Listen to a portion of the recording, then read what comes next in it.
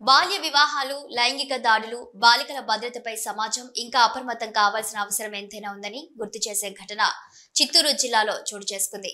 10వ తరగతి చదువుతున్న 16 ఏళ్ల బాలిక గర్భం దాల్చి పురిటి నొప్పులతో ఆసుపత్రిలో చేరింది. ఘటన వివరాలు: చిత్తూరు జిల్లా పలమనేరు మండలానికి చెందిన బాలిక 16 సంవత్సరాలు. స్థానిక ప్రభుత్వ ఉన్నత పాఠశాలలో 10వ తరగతి చదువుతుంది. తల్లిదండ్రులు కూలి పనులు చేసుకుంటూ జీవనం కొనసాగిస్తున్నారు. కొద్ది కాలంగా బాలిక గర్భవతిగా ఉండగా ఈ విషయం కుటుంబ సభ్యులకు తెలియకపోవచ్చు, లేదా వారు నిశ్శబ్దంగా ఉండిపోయి ఉండొచ్చు.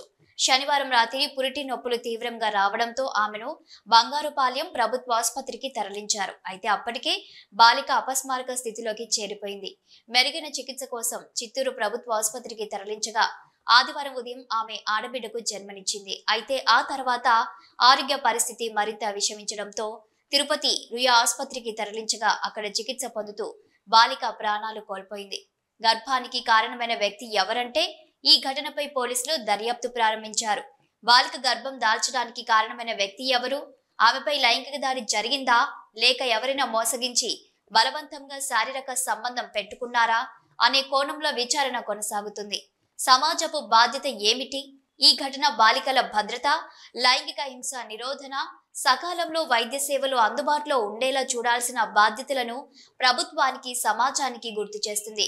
స్కూల్ విద్యార్థులకు లైంగిక అవగాహన అందించాలి. బాలికలు ఇలాంటి ఘటనల గురించి ఎవరికైనా నిస్సంకోచంగా చెప్పే వాతావరణం ఉండాలి. తల్లిదండ్రులు తమ పిల్లల గురించి మరింత అప్రమత్తంగా ఉండాలి.